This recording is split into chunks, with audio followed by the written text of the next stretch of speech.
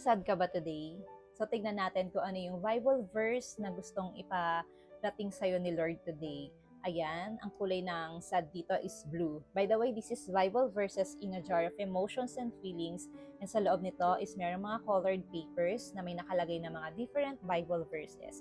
And ayan, nakalagay nga dito, read me when happy, thankful, angry, anxious, lonely, or sad.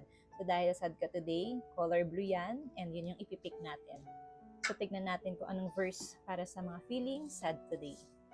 Sabi dito, for the Lord will not cast off forever, but though He causes grief, He will have compassion according to the abundance of His steadfast love.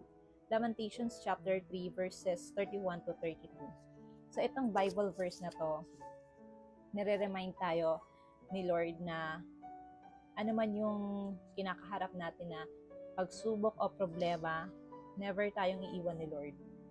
Although may times na parang ina-allow ni Lord na magkaroon tayo ng problema, may mga daming dumadating na pagsubok sa buhay natin, hindi para pahirapan tayo.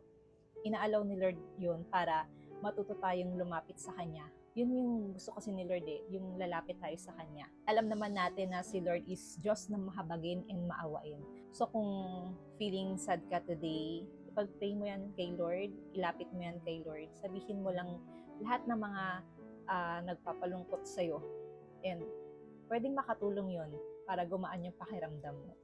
So, diba? Napakaganda nitong Bible verses in a jar of emotions and feelings na to kasi makaka-help siya para para gumaan yung pakiramdam natin, para ma-motivate tayo, ma-inspire tayo, malaman natin yung mga promises ni Lord sa buhay natin. Kaya perfect din tong ipangregalo sa mga family, loved ones, friends, or special someone.